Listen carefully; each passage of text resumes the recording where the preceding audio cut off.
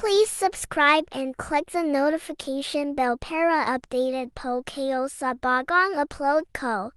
Maraming salamat po. Chapter 31. Mori, what are you doing? Nagtataka na tanong ni Hexer na palabas ng bahay. Maayos. Na ang pakiramdam nito at nakakatayo na rin siya sa kanyang sariling mga paa. Nasa likod nito. Tina Cedric at Jomar nakababakasan din ng matinding pagkagulat ang mukha. Buhay ka? Tanong ng dalaga. Buhay ka nga. Halos madapa si Mori sa pagtakbo para makalapit agad kay Hexer. Malapad ang ngitisa. Labi ng dalaga na agad yamakap ng ubod higpit sa kasintahan niya. Ano ang nangyayari sa iyo? Okay ka lang ba? Tanong ni Hexer. Buhay ka nga. Ulalas ni Mori sabay kurot sa pisngi ng binata. Tuluyan na talaga siyang nasaraan ng ulo, sabi ng isang heto. What did you say? Matapang na tanong ni Hexer sa nagsalita.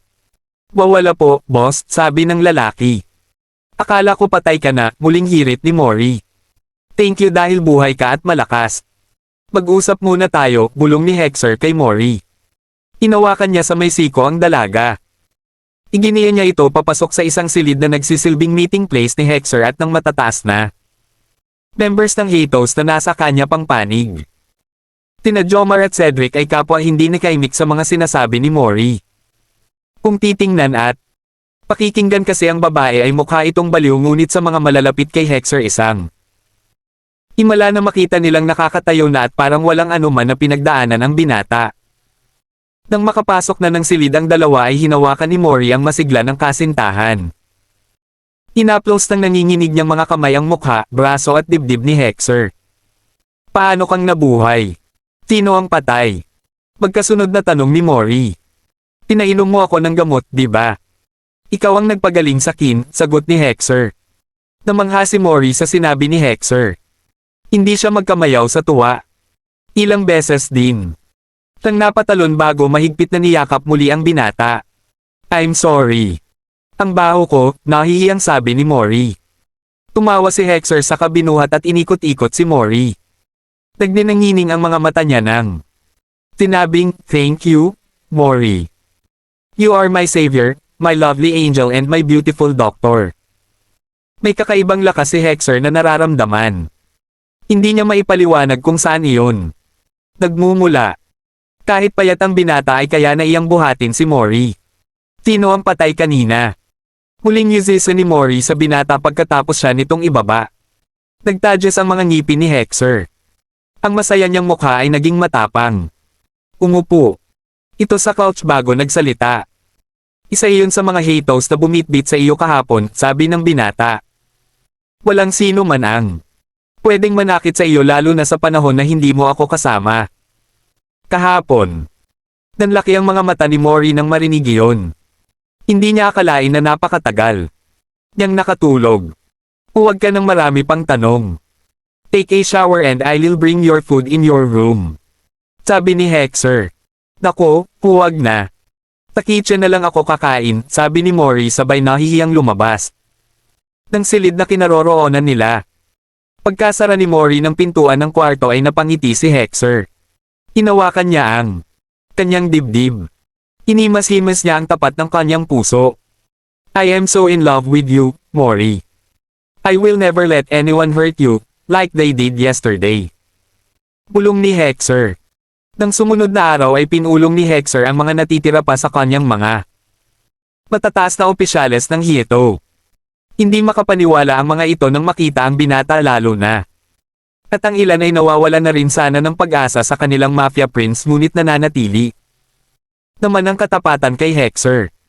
Muli nating itataas ang bandera ng Heto Mafia Group. Ang mga tumalikod sa ating grupo ay sisingilan natin ng mahal. Ngunit sa ngayon, kailangan muna nating muling magpalakas. Gusto kong manatiling sikreto ang mga gawain natin dito sa loob, sabi ng binata sa mga kausap niya. Ano ang plano mo, Hexer? Tanong ni Froilan. Matalim na tumingin si Hexer sa tatlong pinuno na nasa harapan niya. Tilang apat lang sa tilid at wala siyang plano na ay parinig ang pinag-uusapan nila sa iba. I want you to recruit new members. May isang lugar na pagmamayari sina Daddy at Mommy na hindi alam ng karamihan. Doon sila mag-e-ensayo. Ninong Froilan, ikaw ang aatasan. O sa bagay na ito. Mahirap magtago ng sikreto lalo at pakiramdam ko ay may naiiwan pang traidor sa tamahan natin. Layong nangyari sa Japan, hindi iyon nagkataon lang, sabi ni Froilan. Alam ko. Kaya nga ikaw ang aatasan ko sa bagay na ito. Mag-isa kang aalis ng Heito compound at tatanggo ng Ngao. Batid kong tapat lahat ng nasa Ngao kaya kapag nakalabas ito. Ibig sabihin ay isa sa inyong tatlo ang traidor, walang kakurap-kurap na sabi ni Hexer. Ano pa ang plano? Tanong ng isa pang nasa pagpupulong. 3/6. Guido, ikaw ang aatasan kong mamuno sa pag-e-ensayo ng lahat ng Heitos na naririto sa compound. Pwede ka rin mag-recruit subalit pili lamang, sabi ni Hexer. Michael, sa iyo ko. Iyatang ang pag-spy sa mga kalaban. Alamin mo rin ang galaw ng mga taga-gobyerno. Sa team mo, pumili ka rin ng pinakatapat sa atin at sila ang atasan mo upang makipagtransaksyon sa ating counterpart sa ibang bansa. Maganda ito, bulalas ni Froilan. Mas makakabuti sa grupo natin ito. Ninong, make sure na bibigyan mo ng hard training ang mga recruits mo dahil sa kanila. Tayo kukuha ng mga pambala natin sa mga kalaban. Malaking problema natin ang kawalan ng tiwala ng mga Heito sa pamumuno mo, boss. Natatakot na sabi ni Guido. Ang hindi sumunod, patayin. Hindi ko kailangan ng mga tauhan na titirahin ako. Patalikod, mabilis na sabi ni Hexer. Nang matapos ang pagpupulong ay agad na nagkulong si Hexer sa gym na matatagpuan sa basement ng bahay na tinutuluyan niya. Inubos ng binata ang kanyang oras sa pag-e-ensayo. Nagsimula muna siya sa basic exercise. Katuwang niya si Mori na siyang naging personal trainer niya. Warm up muna tayo. Hindi pwede na diretso ka kaagad sa gusto mong matutunan, sabi ni Mori. Hindi nagrereklamo si Hexer sa mga sinasabi ni Mori kahit pakiramdam niya ay mukhang laro lang ang basic exercise na ipinagagawa nito. Sa oras ng pagkain ay magana si Hexer. Bukod sa mga gulay ay kumakain na rin siya ng kanin na mataas sa carbohydrates at maging mga pagkain na mataas sa protina. Sa gabi, habang tulog ang karamihan sa compound ay matiyagang nag-e-ensayo si Hexer ng mag-isa. Lihim yung naging usap-usapan ng mga Heitos na bantay sa gabi. Tahimik pa rin si Hexer at hindi mahulaan ng mga miyembro ng Heito Mafia Group ang nasa isip ng binata. Isang gabi habang binabaybay ni Hexer ang daan na nakapalibot sa buong playground ng compound ay may nakita siyang kakaiba. Isang matinding liwanag ang bumagsak sa likod ng gusali kung saan ginaganap ang paglilitis ng mga nagkasalang Heitos. Mabilis na tumakbo si Hexer sa lugar kung saan niya nakitang bumagsak ang liwanag. Napalingon pa siya sa buong paligid kung may iba pa bang nakakita sa misteryosong bagay na iyon, ngunit walang katao-tao sa buong lugar. Sa madilim na bahagi, sa gilid ng gusali ay may nasalpok si Hexer. Dahil sa lakas ng impact, ay kapwa natamba ang dalawa. Mabilis ang naging kilos ni Hexer kaya naipit niya agad ang nakabanggaan niya upang hindi ito makaganti sa kanya. Darn it! Bitawan mo ako. Malakas na mura ng lalaking nakadapa sa lupa at naiipit ni Hexer. Si Cedric. Nagtataka na tanong ni Hexer. Nakilala niya ang boses ng best friend niya. Hexer, ikaw pala iyan. What are you doing here? Pwede ba, luwagan mo ang hawak mo sa akin. Niluwagan ni Hexer ang hawak niya kay Cedric at tinulungan itong makatayo. Pinagpigan naman ni Cedric ang damit niya at saka inakbayan si Hexer. Bakit nandito ka, Cedric? Ikaw, saan ka papunta, Hexer? May titingnan lang ako rito, tugon ni Hexer kay Cedric. Galing din ako sa likod. Nagtitraining ako nang bigla na lang may nakita akong liwanag. Kaya pinuntahan ko para tingnan kung ano iyon pero wala naman akong nakita, kwento ni Cedric. Wala kang nakita roon. Wala, pare. Tumakbo ako kasi baka mamaya kung ano na iyon at bigla na lang akong hilahin. Tinabayan ni Cedric ng malakas na tawa ang sinabi nito. Nakakunot ang noo ni Hexer. Ngunit hindi iyon makita ni Cedric dahil nasa dilim sila. Iginiya ni Cedric si Hector palayo sa lugar na iyon at nagpatianod na lang ang binata. Hindi.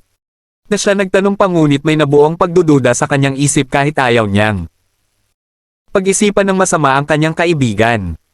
Pagdating sa bahay ay hindi mapakali si Hector. Nanatili siya sa sala ngunit hindi na. Lumabas pa si Cedric ng silid nito. Tahimik ang kabahayan at walang kahit anumang senyales na may kalaban na nakatira sa loob. Boss, mukhang hindi ka natulog, abungad ni Jomar na pupungas-pangas pa. Galing ako sa labas. Kumusta ang mga bagong recruit na bodyguards ko? Tanong ni Hector sa lalaki. Ayos naman, boss. Magti-training kami ngayon kaya maaga akong gumising. Napatango-tango si Hector at saka tumayo. Ngunit nang naglalakad na siya ay biglang may tinabi si Jomar. Anong sinabi mo, Jomar? Balitang-balita na sa Libana, boss, ang paggaling mo. Good. That's an awesome news.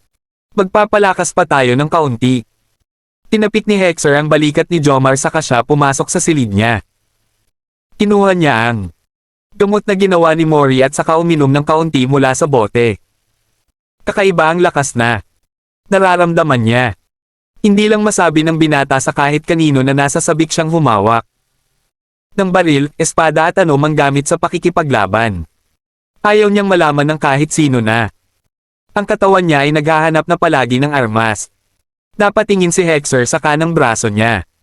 Nagtataka siya na nawala ang letrang F simula nang uminom siya ng gayuma na itinuro ni So. Diyon ang dahilan kung bakit madalas na nakasuot ng jacket si Hector. Hindi niya gustong malaman ng kahit sino ang mga pagbabago ng katawan niya. Samantala, sa kabilang dako ng Libana ay lihim na nagpupulong sina Carl at Jordan. Nagkabati na ang dalawa dahil noong araw ng pagpupulong ang mga leader ng mafia sa Libana ay nagkaroon ng gulo, ang dalawa ay nagtulungan upang makaligtas sila. Diyon ang dahilan kung bakit namatay ang kanang kamay ng pinuno ng Sanoa. Nagsanib puwersa ang dalawa habang ang mga sundalo ay mas inuna ang kaligtasan ng dating mayor ng Libana. May mga tip na magaling na raw si Hector, sabi ni Jordan. Kinakabahan ka na ba, Carl? Ako ba ang dapat kabahan o ikaw? Sa pagkakataon na ito, hindi mo na mababawi pa si Mori kapag totoo ang mga bali-balita, sarkastikong sabi ni Carl. Kalimutan muna natin ang ating away. Kailangan natin na mapatay si Hector bago niya tayo maunahan, sabi ni Jordan. Paano natin siya papatayin kung malakas na siya katulad ng sabi ng iba? Lumabas na raw. Ang angkin nitong galing na katulad ng sa ama niya. Ang hate na Miguel na iyon, buong buhay. Kung pinagtiyagaan ang presensya niya, hinuutok ni Carl. Mula sa kung saan ay dumating ang isang tauhan ni Carl. Dala nito ang balita tungkol kay Cedric na nalaman nilang nasa loob na ng Hato compound. Gamitin natin si Cedric at ang pamilya niya. Ang balita ko ay magpinsan sila ni Mori. Tiyak. Nasasama si Mori sa akin para lang mailigtas ang mga magulang ni Cedric at higit sa lahat. Magagawa natin na lituhin si Hector kung sino ang ililigtas niya. Ang magulang ba ni Cedric o si Mori? Nakangisi na suhestyon ni Jordan. Napaisip si Carl at isang malademonyong ngiti ang sumilay sa kanyang mga labi. Chapter 32. Mainit ang balita sa buong Libana. Ang prinsipe ng Hato Mafia Group ay malakas at isa-isang pinupunterya ang mga corrupt na taong gobyerno at maging ang mga negosyante na ayaw magbayad ng tamang buwis. Sa ginagawa ni Hector, dumarami ang mga kliyente natin na gusto siyang patayin, wika ni Jordan sa tauhan niya. Tama, boss. Marami ang gustong patayin ang mafia prince ng Hato. Dingid sa kaalaman ng lahat, ang taong pinag-initan nila ay abala sa pagpapatayo ng isang gusali sa labas ng Libana kung saan ang mga taong biktima ng gulo sa syudad ay palilipatin ni Hector doon at bibigyan ng pangkabuhayan. Ang perang nakukuha niya mula sa mga tiwali sa gobyerno at sa komunidad ay ginagamit niya upang bigyan ng pagkakataon ng mga taga-Libana na makapagbagong buhay na malayo sa disgrasya at gulo. Mori ay nananatili lang sa likod ni Hector. Madalas pa rin niyang asarin ang binata ngunit kapag silang dalawa na lamang dahil sikreto pa rin hanggang ngayon ang pinagmula ni Hector. Bumalik na rin ang dating ganda ng dalaga at katulad ni Hexer, unti-unti na rin nanunumbalik sa dati ang katawan niya. Habang abala si Hexer sa pag-inspeksyon ng gusali na ipinatatayo niya malapit sa paaralan. Nang isang bayan na katabi lang ng Libana ay nakasunod lang sa kanya si Mori. Ang mga gumagawa ng gusali ay mga miyembro rin ng Heito ngunit walang kaalam-alam ang mga tao sa paligid. Gusto kong matapos ito sa lalong madaling panahon, sabi ni Hexer. Kailangan wala na. Taliban na ang mga inosenteng sibilyan bago pa magsimula ang matinding bakbakan sa pagitan ng mga grupo ng mafia. Masyado silang mainit sa iyo, boss, turan ni Jomar. Kaya dapat ay palagi kang mag-iingat. May mga natatanggap din kaming tip na may espiya na malapit sa iyo at siyang nagpapadala ng mga mensahe sa mga kalaban. Alamin mo kung sino o sino-sino ang mga iyan, sabi ni Hexer. Mori na humawak sa braso ni Hexer ay nakadama ng takot. Hanggang sa mga sandaling. Iyon kasi ay hindi pa alam ni Hexer ang tungkol sa isa pang nilalang na gustong patayin ang binata. May sasabihin ka ba, mahal? Tanong ni Hexer kay Mori. Wawala, nakangiting sagot ni Mori. Subalit naman ni Hexer ang nanginginig at nanlalamig na mga daliri ni Mori na nakahawak sa kanyang braso. Inalis ng binata ang kamay ni Mori sa braso niya at saka ginagap ito. Nababasa ko kapag nagsisinungaling ka, bulong ni Hexer kay Mori. Napayuko na lang ang dalaga. Nasukol siya ni Hexer subalit natatakot siya sa kung ano ang pwedeng mangyari kapag nalaman ni Hexer ang lahat. Nawala ang atensyon ni Hexer sa pagsisinungaling ni Mori nang lumapit sa kanya ang engineer na siyang punong abala sa pagtatayo ng gusali. Boss, kung gusto mo itong mas mataas pa ay mas maganda, sabi ng lalaki. Mas mataas. Mas maraming silid at mas marami po kayong matutulungan. Napakarami po kasi ng materyales na ipinadala rito. Dahil sa suhestyon ng engineer kaya ang dating plano na 10 palapag ay ginawang 15. Napangiti pa si Hexer nang malaman na ang pinakapundasyon ay akma sa mas mataas pa na gusali. Dumating ang mga Heitos na inutusan ni Hexer na mamili ng groceries na ipamimigay sa mga pulubi ng Libana. Malapit na ang Pasko at ang binata ay abala para kahit paano ay maramdaman ng mga pulubi ang Paskong kay tagal na nilang nakalimutan. Nang pauwi na ang grupo ay tumigil sila sa isang bahagi ng Sintuan Street kung saan nag-uumpukan ng mga pulubi. Inutusan ni Hexer si Jomar upang tingnan ang nangyayari. Nang muling bumalik si Jomar sa sasakyan ay biglang namula ang mukha ni Hexer. Totoo ba iyan? Tanong ni Hexer kay Jomar. Oo raw, boss. Pinagsamantalahan daw ng isang dekayon ang bata at pinatay ito pagkatapos, sagot ni Jomar. Utusan ng mga nasa kabilang sasakyan na ipamigay na ang mga groceries, pagkuhan ay. Sabi ni Hexer. Kumukulo ang dugo ng binata. Simula nang siya ay naging malakas, isa sa batas na gusto. Yang sundin ng Heitos ay huwag kakante ng mga inosenteng sibilyan. Ang mga ganid at walang puso sa lipunan ang pinupunterya ngayon ng kanilang grupo. Habang namimigay ng groceries ang grupo ni Hexer ay dumating ang Dekayon Mafia Group. Takilos pa lang ng mga kalalakihan ay halata sa mga ito na hay sila sa droga. Wala sila sa sarili. At nagsisigawan sila na parang mga baliw na nakawala sa pagamutan. Ikinalat ng mga dekayon ang groceries na ipinamimigay ng Heitos. Agad naman silang pinatikim ng mga tauhan ni Hexer ng mga suntok na hindi nila ininda. Tahimik lang si Hexer. Habang nanunood sa gulo sa labas. Mori ay hindi na mapakali kaya panay ang kalabit sa nobyo niya. Nanghahaman sila ng santukan lang, boss, balita ni Jomar kay Hexer. Ganoon ba? Opo, boss. Sige. Ipatikim niyo sa kanila ang lakas ng Heitos.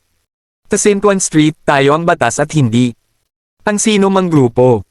Taliban na tayo ang masusunod at hindi ang mga walang kaluluwa na. Iyan. Nag-uusap pa sina Jomar at Hexer nang lumapit ang kanang kamay ng pinuno ng Dekayon Mafia Group sa sasakyan na kinalululanan ni Hexer.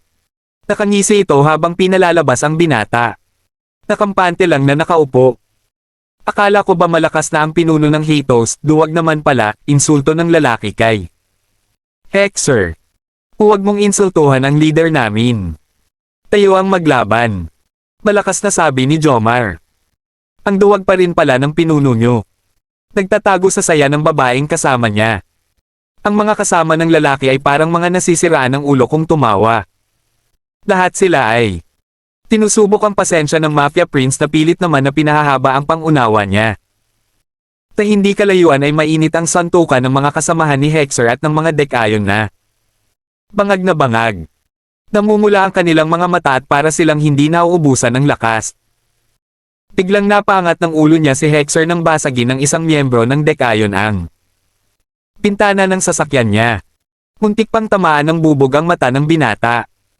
Ang aksyon na iyon ng mga pangahas ang nagtulak kay Hexer upang lumabas ng sasakyan at harapin ang mga mayayabang na lalaki. Yun lumabas din si Duwag. Hindi na naituloy pa ng lalaki ang pagtawa ng isang malakas na suntok ni Hexer ang kumulantang sa kanya. Nayanig ang buong ulo ng lalaki dahilan para mahilo siya at bumagsak kaagad sa lupa. Ang mga nanggugulo sa mga sibilyan na nagsisigawan ay biglang napanganga. Hindi sila nakahuma dahil sa lakas na nakita nila. Ngunit nang sumigaw ang kanang kamay ng pinuno ng Dekayon Mafia Group ay tila natauhan ang mga lalaki. Tinugod nila ng sabay-sabay si Hexer. Aktong lalabas si Mori para tumulong sa kasintahan nang bigla siyang sigawan ni Hexer kaya hindi na nakaalis si Mori sa upuan niya. Pinanood na lamang niya ang mga nangyayari. Si Jomar na saglit din natigilan ay tinulungan ng kanyang boss. Kaliwat kanan ng mga suntok na kanyang pinakawalan. Kakaibang lakas ang ipinakita ni Hexer dahilan para mapatakip si Mori ng kanyang bibig. Ayaw ko talagang patulan kayo pero dahil kayo ang lumapit at naghamon, sige, ibibigay ko. Ang gusto nyo, sabi ni Hexer habang walang tigil na sinusuntok ang sikmura ng mayabang na kanang kamay ng leader ng Dekayon Mafia Group. Suko na kami. Suko na kami. Tigaw ng isa. Ang mga kasama nila ay mabilis na nagtakbuhan palapit sa sasakyan nila at pinasibad ito. Kaagad. Nanginginig ang mga tuhod nila dahil sa takot. Ang mga naiwan ay napaluhod na lamang sa magaspang na semento habang nakataas ang mga kamay. Sabihin nyo sa pinuno nyo na hindi ko gustong makita kayong pakalat-kalat sa libana. Kung gusto niyong manatili rito, iwasan nyo ang mga sibilyan ng syudad na ito at ang grupo namin. Dumadagandong na sabi ni Hexer. Inagaw ni Hexer ang baril sa baywang ni Jomar at saka pinaputukan ang isa sa mga miyembro ng Dekayon. Hindi niya ito pinatamaan pero sapat ang putok na iyon para manindig ang balahibo ng lalaki dahil sa sobrang takot. Boss, magaling ka na palang humawak ng baril, gulat na sabi ni Jomar. Tapusin ang pamimigay ng groceries at uuwi na tayo, matapang na sabi ni Hexer. Sige po, boss. Umuwi kayo sa pinuno nyo at huwag na huwag kayong gagawa ng gulo. Bailing ni Hexer. Sa mga nakaluhod na miyembro ng Dekayon. Pagkatapos ng insidente na iyon sa Sinquan Street ay biglang nanahimik ang Dekayon Mafia Group. Maging ang Sanoa at Vinso ay hindi halos nagpaparamdam sa buong libana. Si Carl ay nabalitaan nilang umalis ng bansa subalit duda si Hexer sa balita na iyon. Nananatili pa rin sa Hato compound si Cedric. Simula ng gabing iyon na nagkabanggaan. Ang magkaibigan ay wala ng kahit anong kakaiba kay Cedric kaya naman unti-unti nitong muling nakuha ang tiwala ni Hexer. Subalit ang mapanuring mga mata ni Mori ay nananatiling nagmamatsyag. Hindi nakakaligtas sa dalaga ang mga tingin na nagbabanta, ang mga galaw na may kasamang galit at ang mga salitang akala ng iba ay biro ngunit kitang-kita ang labanan na hindi maipaliwanag ng dalaga. Sa ikatlong pagkakataon ay muling uminom si Hexer ng gamot na gawa ni Mori. Dama ng pinata ang kakaibang lakas na dumagdag sa kanyang pagkatao. May mga bagay din siyang nakikita sa kanyang panaginip ngunit natatakot siyang malaman iyon ni Mori. Sa ikaapat na pag-inom niya ng gamot ay mas tumindi ang mga nakikita ni Hexer sa bawat pagpikit niya ng kanyang mga mata. Diyon ang dahilan kaya gusto niyang makausap si So. Subalit hindi niya magawa dahil biglang naglaho ang letrang F sa kanyang kanang braso. Gabi na, gustong makausap ni Hexer si Mori ngunit nahihiya siyang istorbohin pa ito. Nagpalakad-lakad si Hexer sa kanyang silid ngunit hindi siya mapakali. Lumabas ang binata ng kanyang kwarto at tumungo siya sa balkon ng bahay. Naabutan niya roon si Jomar na nagkakape. Nagkagulatan pa ang dalawa. "Sorry, boss," agad na sabi ni Jomar. Tumingin ito sa baba kung saan naroon sina Cedric at Mori na seryosong nag-uusap habang nakaupo sa damuhan at nakatingin sa buwan. "What are they doing there?" Nagdududa na tanong ni Hexer kay Jomar. "Hindi ko alam, boss. Kanina ko pa sila sinusubaybayan." Mukhang seryoso masyado ang pinag-uusapan nila at tila hindi sila magpinsan kung mag-usap. Nakaramdam ng matinding paninibugho si Hexer. Batid niyang hindi tunay na magpinsan. Tina Cedric at Mori. Ang dalawa ay kapwa galing sa ampunan at doon lamang kinuha ng kani-kanilang mga magulang bago tuluyang inampon. "Kanina pa ba sila riyan?" tanong ni Hexer kay Jomar. "Oo, boss. Mga kalahating oras na. Ganyan sila gabi-gabi tuwing tulog ka na." "Kailan pa nagsimula?" "Noong dumating si Cedric dito sa Hieto Compound." Muling sinulyapan ni Hexer sina Cedric at Mori. Masaya ang dalawa habang nagkukwentuhan. Maya-maya ang tawanan nila. Makikita rin ang bahagyang pagpatong ni Mori ng kanyang ulo sa balikat ni Cedric. Nagbabaga ang mga mata na tiningnan ni Hexer ang kasintahan niya. Hindi maipaliwanag ng binata ang kirot na kanyang nararamdaman at may pagkalito na nagdesisyon siyang bumaba ng bahay at puntahan sina Cedric at Mori. Chapter 33. Nang araw ng mainit ang ulo ni Hexer. Alam ng binata na mahal niya si Mori ngunit naiisip niya na wala siyang karapatan sa dalaga kaya noong nakita niya ito at si Cedric na masayang nag-uusap ng gabing iyon ay hindi siya tumuloy na sugurin ang mga ito. Nakakawalong inom na si Hexer ng gayuma at tuluyan na rin siyang nalilito sa mga nakikita niya sa tuwing pumipikit siya. Panay ang hiling ng binata na sana bumalik ang balat niya sa kanang braso nang sa gayon ay makausap niyang muli si So. "Pero ang mundo mo ba ang nakikita ko sa bawat pagpikit ko? Ang pulang daigdig, ang kampong buwan at ang mga robot na kawangis ng tao ay mga kauri ko ba?" Bulong ng binata. Habag nakatitig sa kisame. Bumangon si Hexer. Muli niyang kinuha ang gayuma na ginawa ni Mori at nakailang lagok. Siya bago niya nasaid ang laman nito. Alam ni Hexer na hindi na siya muling makakapagawa noon kay Mori sa lalong madaling panahon dahil ang mga S*** o na ginamit ng dalaga ay mahirap hanapin sa gubat at iyon na ang pinakahuli sa mga nahuli ng Hatos. Isang katok ang gumising sa diwa ni Hexer. Madalas kasing nagiging wala sa sarili ang binata dahil sa mga alaala na hindi niya matiyak kung toto panaginip o isa lamang bunga ng malikot niyang imahinasyon. "Hexer, si Mori ito?" narinig ng binata mula sa labas. Dali-daling bumalik si Hexer sa higa niya at nagkunwari siyang tulog. May susi si Mori nang tilid ng binata ngunit ninakaw iyon ni Hexer dahil napapansin niya ang pagiging malapit nina Cedric at Mori sa isa't isa. Ang pagdududa niya noon kay Cedric ay muling nanambalik at pati si Mori ay hindi na rin kilala ng binata. "Tulog ka pa rin ba? Buksan mo naman ito," sabi ni Mori. Hinayaan lang ng binata na mapagod si Mori. Nagugutom na siya at malapit nang mag-ikasampu ng umaga ngunit hindi siya makalabas dahil iniiwasan niya si Mori. Nang malapit na ang tanghalian ay saka lamang naisipan ng binata na lumabas ng silid. Nagulat pa siya nang mapagbuksan si Mori na nakaupo at nakasandal sa pader sa labas ng pintuan ng kanyang kwarto. "Ano ang ginagawa mo riyan?" tanong ni Hexer kay Mori. "Hinihintay kita. Ilang araw na kasi kitang hindi nakakasalo sa pagkain."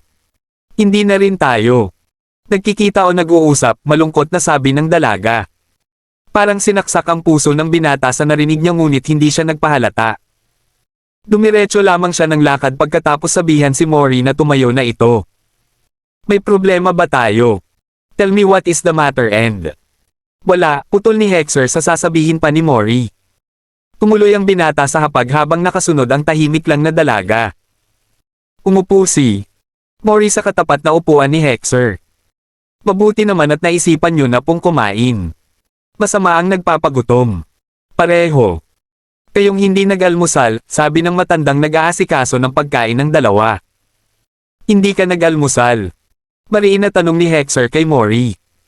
Umiling ang dalaga at saka yumuko upang itago ang nangingilid niyang mga luha. Paimpal. Iyong pinyunas ni Mori ngunit hindi iyon nakaligtas sa nakatutok na mata ni Hector sa kanya. Halos hindi malunok ni Hector ang pagkain. Si Mori ang dahilan ng lakas niya sa ngayon. Ang dalaga rin ang nagbigay sa kanya ng panibagong buhay at pag-asa. Ayaw niyang masaktan. Ito katulad ng nakikita niya sa ngayon kaya naisip ng binata na handa na siyang magparaya. If you want to leave the Hato compound for a better living, away from stress and mafia.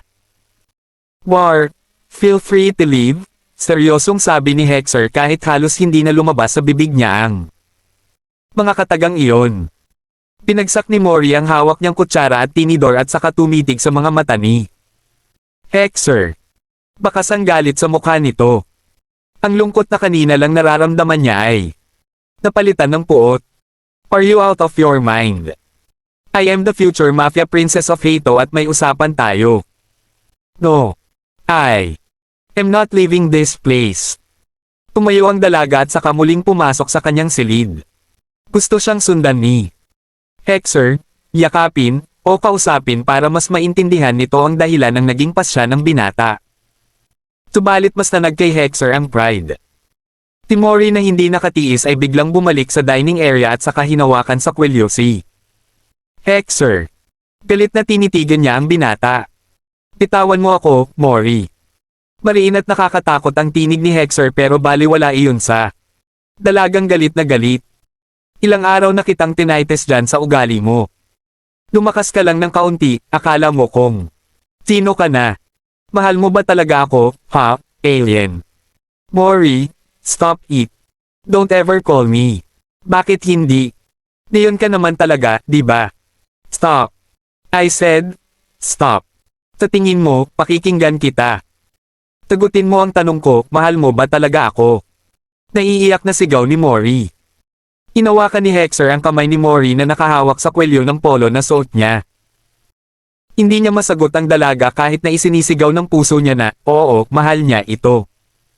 Tapat ka ba sa akin, Mori? Natigilan naman si Mori sa tanong ni Hector. Tinamantala naman iyon ng binata upang makawala kay Mori. Hindi na niya tinapos ang pagkain at saka lumabas ng bahay upang tingnan ang mga nagaganap sa buong compound. Habang naglilibot ay nakita niya si Cedric. Nagtitraining ito kasama ng mga Hatos. Gustong iwasan ni Hector ang kaibigan ngunit huli na, lumapit na sa kanya si Cedric at nakangiti. Ito. Pare, ngayon lang kita nakita. Mukhang busy ka nitong mga nakaraang araw, sabi ni Cedric. Oo. Marami akong ginagawa kaya ngayon lang nakapaglibot-libot. Bakit narito ka pa pala? Wala ka pa bang plano na umuwi sa inyo? Kung nasaan ka, pare, doon din ako. Tadhana ko ang makasama ka palagi, mahinang.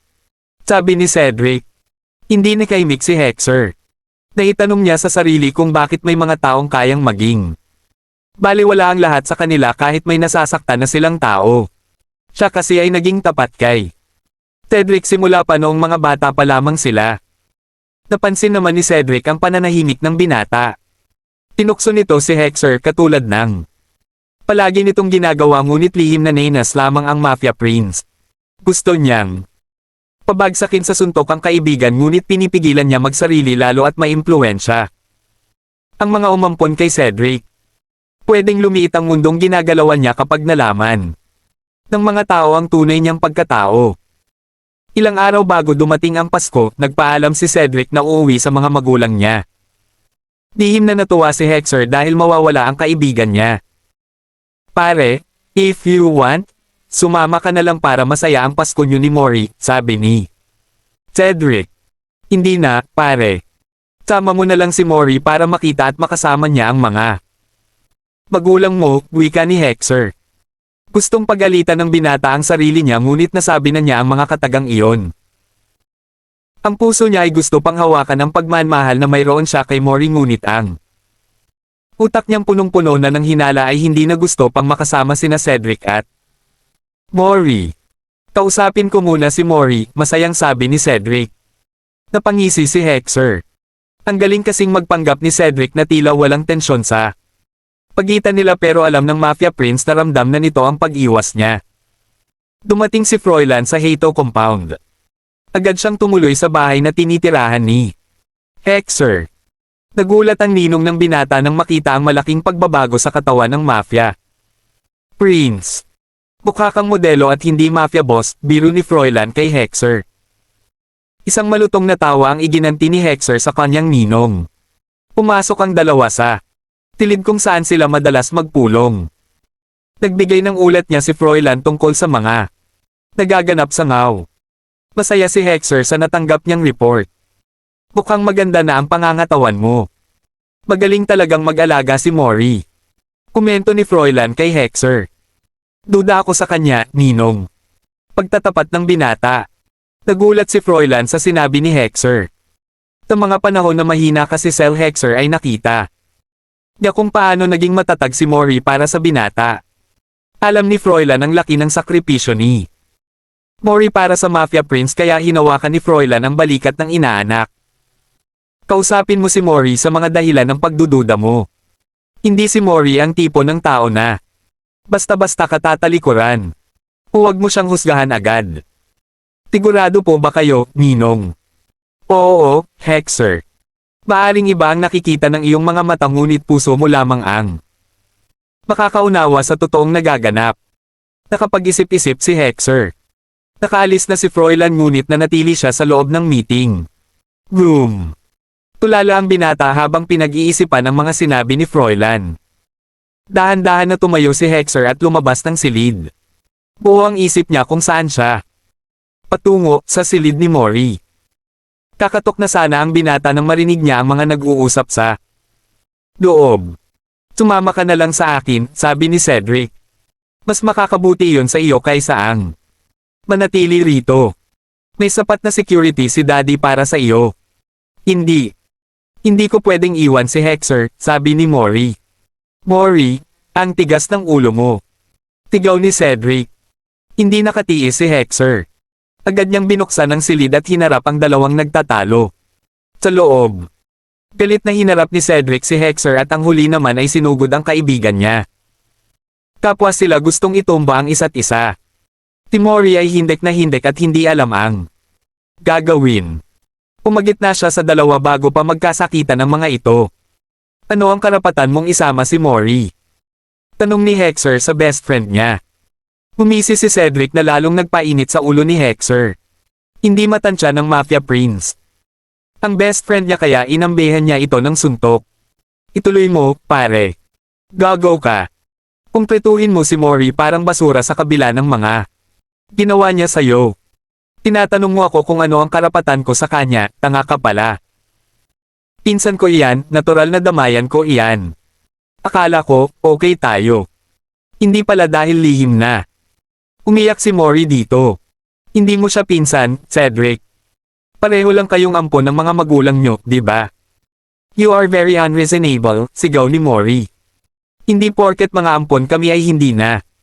Namin dapat ay troto na pinsan ng isa't isa. Mas malala ka pa kaysa kay Jordan.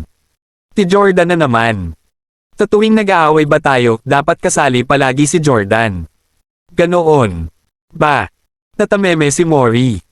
Namumula ang mukha ni Hexer at bakas ang galit sa mukha nito. Nanginginig din ang mga kamao ng binata na dahan-dahan niyang ibinababa. Lumayas ka Cedric ng Hato compound. Hindi kita kailangan dito. Tigaw ni Hexer. Lako. Sumama ka na rin sa kanya, Mori. Akala ko kasi ay mapagkakatiwalaan kita pero maling-mali. Ako sa pagkakakilala sa iyo. Hexer. Mahinang tawag ni Mori sa pangalan ng kasintahan. Yamakap siya sa binata at humaguhol ng iyak. Bitawan mo ako. Tigaw ni Hexer at pilit na itinutulak si Mori. Patayin mo na lang ako kung talagang gusto mo akong mawala sa buhay mo. Palahaw. Ni Mori. Okay. Kamatayan ang gusto mo, ibibigay ko, sabi ni Hexer. Tinawag niya si Jomar at hiningi ang baril nito. Chapter 34. Hexer. Hexer. Tawag ni Mori sa kasintahan niya. Lang beses din naniyuyog ng dalaga ang binata bago ito nagising. Nang iangat ng huli ang kanyang ulo na nakapatong sa lamesa at sa kanyang braso ay halos hindi siya makapaniwala. Na ang unang nasalayan niya ay ang nag-aalala na mukha ni Mori. Thank you, Lord. Panaginip lang ang lahat, sabi ni Hexer. Pinabangungot ka at hindi nananaginip lang, wika ni Mori. Hindi napigilan ni Hexer ang tumayo mula sa pagkakaupo at yakapin ang kasintahan. Nang iwan siya ni Froilan kanina ay nakatulog pala siya kakaisip ng kanyang dapat gawin. Ang linaw. Nang panaginip niya nababarilan na niya si Mori dahil sa matinding selos kaya ang binata ay naghahabol ng hininga dahil sa labis na takot. Nagtataka naman si Mori sa paraan ng pagyakap ni Hexer. Ilang linggo nang halos hindi siya kausapin ng binata.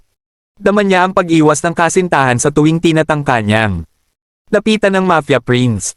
Mori, masisiraan ako ng ulo dahil sa'yo, pag-amin ng binata. Ako rin, masisira na talaga ang ulo ko dahil sa'yo, alien. Walang hiya ka. Porket. Pinagbibigyan ko ang tupak mo, umabuso ka, mataray na sabi ni Mori. I'm sorry. I guess I'm wrong. I'm sorry too. I will be honest to you next time. Hindi ko na uulitin ang pagkakamali kong ito, sabi ni Mori sa kasintahan niya. What do you mean? Tanong ni Hexer. Someone is trying to kill you. Hindi siya tao. That's the reason kung bakit. Pinagdududahan ko si Cedric. Is my cousin? Yes, pero kainahinala ang mga kilos niya kaya. Naman mas lalo akong naging malapit sa kanya para malaman ko ang dahilan ng bigla niyang pagsugod dito. Kaya lang base sa pag-uusap namin, gusto niya lang talagang matuto kung paano makipaglaban dahil sa banta sa buhay niya at sa pamilya niya. Walang kahit ano akong nakitang iba pang kainahinala. Is that the reason why you two are often having a date outside the house? How did you know that? Nakita ko kayo ni Cedric, pag-amin ni Hexer. At sobra akong nasasaktan. Isiniksik lalo ni Mori ang sarili kay Hexer. Mas hinigpitin naman ng binata ang pagkakayakap niya sa kasintahan. Pinakiramdaman niya ang mga katagang sinabi ni Mori at bakas doon ang sinseridad. I tried na paaminin siya pero wala akong mapiga. Ginamitan ko na nga siya ng psychology, sabi ni Mori. Nagsisisi si Hexer kung bakit niya pinagdudahan ang kasintahan. Tama nga ang ninong. Froilan niya, lahat ng ginagawa ni Mori ay para sa kanya. Darn it. Ang laki kong tanga. Bulalas ni Hexer. Bakit naman? Tanong ni Mori. Dahil sa gulo ng utak ko, hinayaan kitang masaktan. May pagkakamali din ako. Hinayaan kitang pag-isipan ako ng masama, ani ni Mori.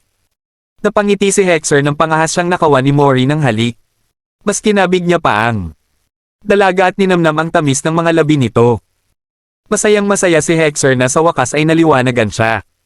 Hindi niya akalain na pati sa panaginip ay dadala niya ang galit para sa kasintahan at ayaw niyang kainin ng sama ng loob. Kaya minabuti niyang ayusin ang gusot sa pagitan nilang magkasintahan. Nalaman mo ba kung sino ang nilalang na gusto akong patayin? Tanong ni Hexer kay Mori. No, I haven't. Matindi ang galit niya sa iyo at hindi ko alam kung bakit at kung nasaan siya. Habang kausap mo kasi iyong alien, sumasabay siya at sinira niya ang usapan niyo ni So. About naman kay Cedric, nagdududa ako sa away nila ni Jomar. Si Jomar. Baka dahil bodyguard ko si Jomar at pareho silang nagduda ni Cedric sa isa't isa. But I don't understand, bakit naman ako pagtataksilan ni Cedric?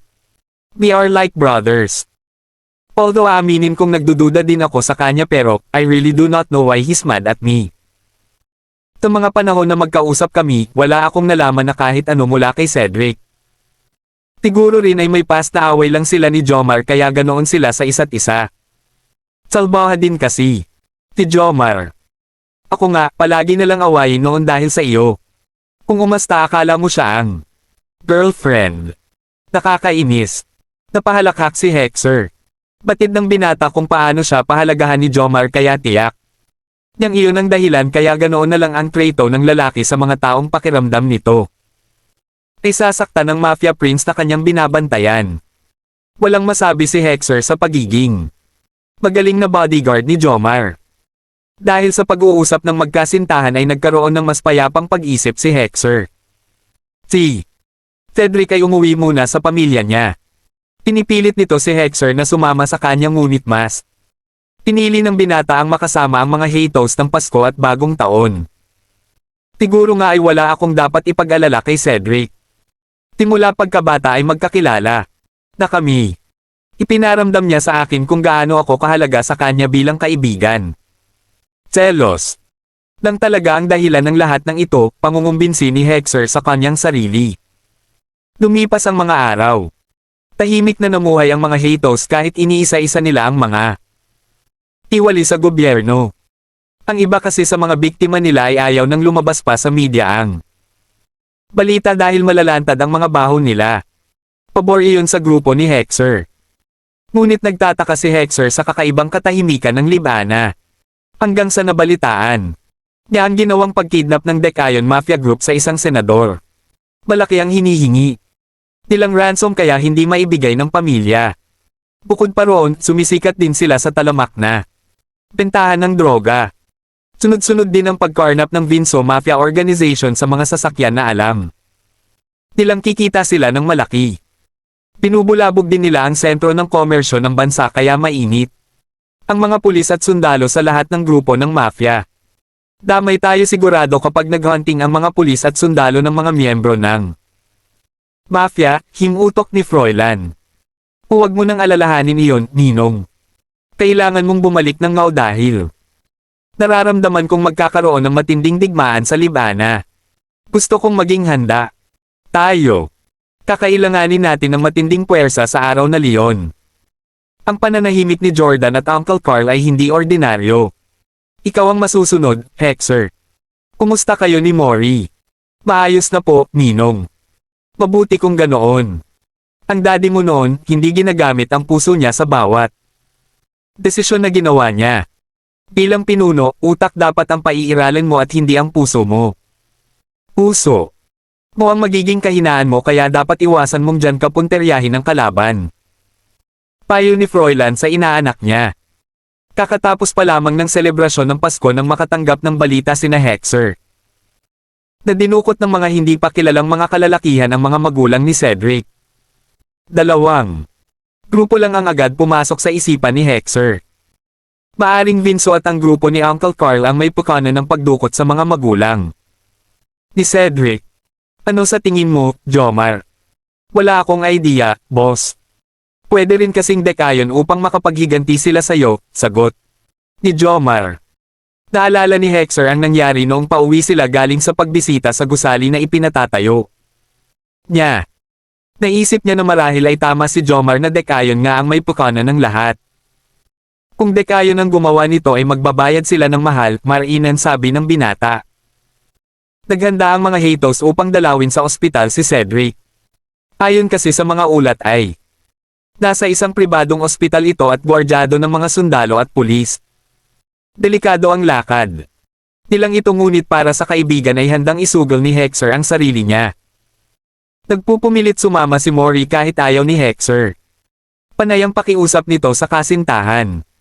Kahit napupuno na ang Mafia Prince. Ako na lang ang pupunta roon para makita ko ang totoong lagay ni Cedric. Babalitaan na lang kita, sabi ni Hexer sa nagmamakaawang dalaga. Paano kung hindi ka na makabalik? Nag-aalala na tanong ni Mori. Babalik ako. Magtiwala ka. Maraming pulis doon, Hexer. Dahil politiko ang daddy ni Cedric kaya nakabantay sa kanila. Ang mga iyon. Baka kung ano ang mangyari sa inyo, pagpupumilit ni Mori. Mori, kung may mangyari sa akin, delikado ka rin. Please understand the situation. Mahal. Tahuli ay pumayag si Mori na maiwan sa Hato compound. Isang mahigpit na yakap ang iniwan ni Hexer sa dalaga. Sa ospital kung nasaan si Cedric ay kapansin-pansin agad ang mahigpit na seguridad. Ang mga pulis ay palakad-lakad sa palibot ng ospital. May mga sundalo rin na nasa bokana at isa-isang tinitingnan ng mga sasakyan na pumapasok. Napakatindi talaga ng security. Proceed tayo sa plan B, utos ni Hexer. May tinawagan si Jomar. Sa isang saglit ay may lumabas na isang lalaki mula sa ospital. May inabot itong ID, scrubs at doctor's white gown sa grupo ni Hexer. Binigyan din sila nito ng Crocs para pansapin nila sa paa. Ito ang madalas gamitin ng mga doktor na tsinelas dahil mabilis itong i-sterilize. Si Hexer at Jomar ay nagpanggap na doktor samantalang ang mga kasama nila ay naging instant hospital staff. Lahat ay kumikilos na parang totoo ang lahat at walang kahit sino man sa nakakasalubong nila ang naghinala sa tunay nilang pagkatao. Wala rin nakapansin sa kilos ni na Hexer at Jomar. Ang baguhan na gwardya ay agad pinapasok ang dalawa na nagbibiroan pa. Kung titingnan sila ay parang magkaibigan na. Naghaharutan at nag-uusap lamang tungkol sa mga karanasan nila bilang mga doktor. Panay. Ang tawanan at kwentuhan nila hanggang sa makarating sila sa palapag kung saan naroon ang kaibigan ng binata. Good morning, Doc. Bati pa ng isang pulis kina Hexer at Jomar. Bantay siya sa pintuan ng silid. Good morning, sir. Sagot naman ni Hexer sa pulis. Ipinagbukas pa ng pinto ng pulis sina Hexer at Jomar. Nagpasalamat ang dalawa na patuloy pa rin sa pagbibiroan. Pagkasara ng pintuan ay agad na sumeryoso si Hexer. Nilapitan niya ang kanyang best friend na nakahandusay sa kama at wala pa rin malay. Nakonsensya si Hexer sa sinapit ni Cedric. Ilang ulit niyang tinawag ito ngunit tila kay layo na nang narating ng lalaki sa kanyang panaginip kaya hindi nito naririnig si Hexer. Pare, sino ang may gawa nito sa pamilya mo? Bulong ni Hexer kay Cedric. Bahagyang gumalaw ang mga daliri ni Cedric ngunit hindi iyon napansin ni Hexer na noon ay abala na sa pakikipag-usap kay Jomar. Utusan ng mga tauhan natin na maghanap ng kahit anong makakapagturo kung ano ang naganap sa bahay ni na Cedric at kung sino ang may gawa nito. Utos ni Hexer sa pinuno ng kanyang security team. Masusunod, boss, mabilis na tugon ni Jomar sa kanyang amo. Muling pinagmamasdan ni Hexer si Cedric. Napakarami nitong sugat sa katawan. May mga pasa rin ito na epekto ng pinagdaanan nitong hirap. Di ma'am, sorry kung pinagdudahan kita. Alam kong nasaktan kita, Pray. Pangako, malalaman mo. Nang kung sino ang may gawa nito sa iyo at sa pamilya mo, pumanda sila sa akin. Walang tugon si Cedric sa mga sinabi ni Hexer. Kahit anong pilit ng huli na gisingin at kausapin ng kanyang kaibigan ay hindi man lang ito nagmulat ng kanyang mga mata. Ano ang sabi ng doktor sa kalagayan niya? Seryoso na tanong ni Cedric sa pumasok na nurse na isa rin sa miyembro ng Hato Mafia Group. Nagtataka ang mga doktor kung bakit nakoma siya gayong mga sugat at pasa lang naman. Ang tinamo niya, boss. Wala ba siyang serious injuries bukod sa mga sugat at pasa na ito? Wala po, boss. Nang isinugod siya rito, wala ba siyang nasabi na kahit ano? Wala po, boss. Paulit-ulit niya lang tinatawag ang pangalan mo at ni Jordan. Dahil sa mga narinig ay nagkaroon ng ideya si Hexer kung sino ang salarin sa nangyari sa pamilya ni Cedric. Nagtatadyos ang mga ngipin niya at kunot ang noo na lumabas sila ni Jomar ng tilid na kinaroroonan ng kaibigan niya. Pagpasok muli sa sasakyan nila, nag-aalala na tumingin kay Hexer ang driver. What is it? Boss, sinugod daw po ang Hato compound at dinukot si Mori, natatakot na sabi ng driver. Hindi kaagad rumahistro sa utak ni Hexer ang sinabi ng driver hanggang sa isang nakakapanginig ng laman na tingin ang ipinukol nito sa driver. Kapag may nangyaring masama kay Mori, pagsisisihan nilang ako ang kinalaban nila. Galit na wika ng binata. Chapter 35. Wasak na gate, malalim na hukay na dulot ng pagsabog, at mga sirang bahay o gusali ang nadatnan ni na Hexer nang dumating sila ng Hato compound. Ang mga duguan na Hatos ay isa-isang dinadala sa hospital ngunit ang mga pwede naman gamutin ng kanilang mga kasamang doktor ay nagpapaiwan na sa compound. Ang bahay na tinutuluyan ni Hexer ay maraming mga butas dahil sa tama ng bala. Bakas sa paderang pinagdaanan na panganib ng mga kasama sa bahay ni Hexer. Boss, si Mori? Tinangay siya ng mga tauhan ng Vinso Mafia Organization, umiiyak na sabi. Ng matandang kusinira.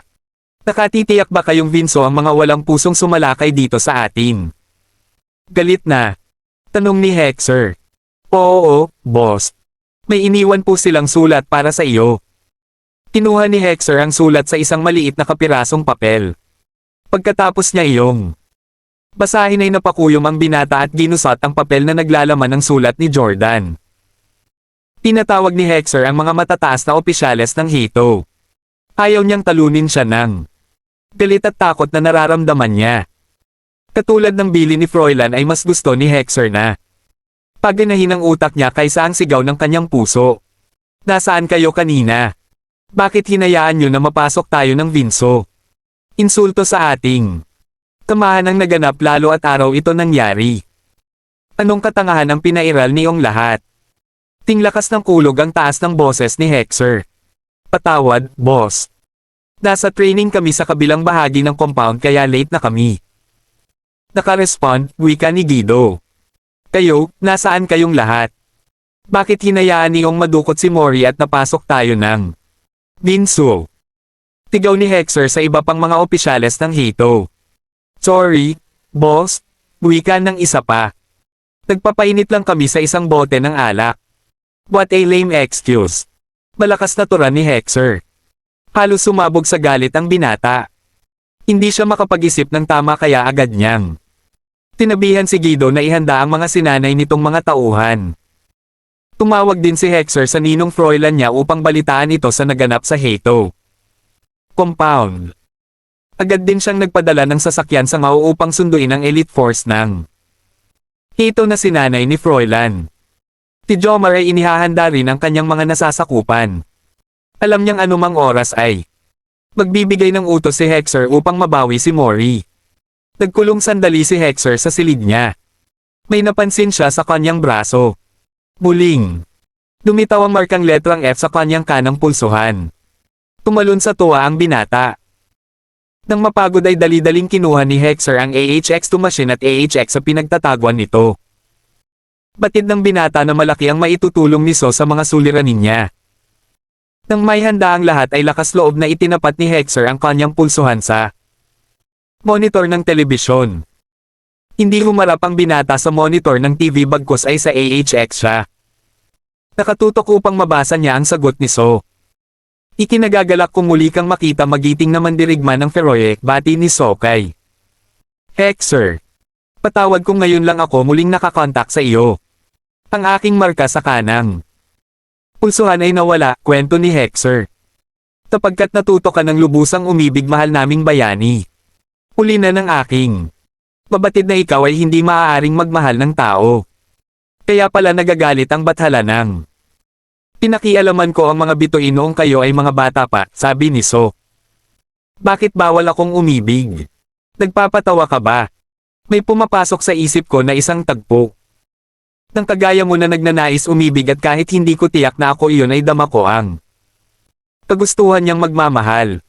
Ang pag-ibig ay natural sa mga tao at kailangan ng buong daigdig. Galit na sabi ni Hexer. Alam ko, you. Subalit hindi ka tao. Tao ako. Ikaw na rin ang may sabi na nagsanib puwersa sina You at Hexer sa katawan na ito.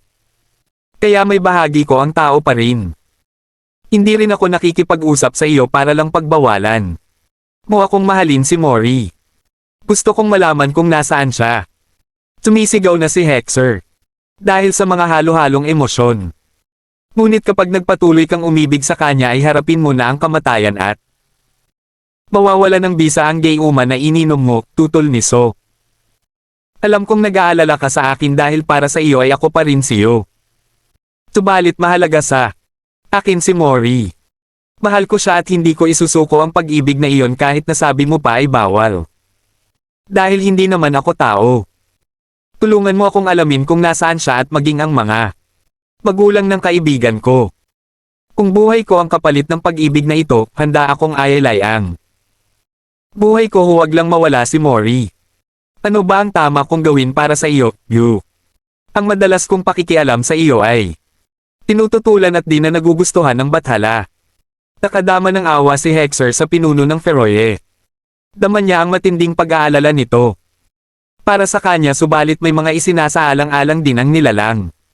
Parang awa mo na, tulungan mo ako, pakiusap ni Hexer kay So. Awa. Tayong mga Feroian ay hindi marunong maawa. Wala tayong mga damdamin, sagot ni So kay Hexer. Subalit para sa iyo, Yu, ay gagawin ko ang lahat para tulungan kang hindi mawalan ng koneksyon sa amin. Timori ay nasa isang malalim na hukay.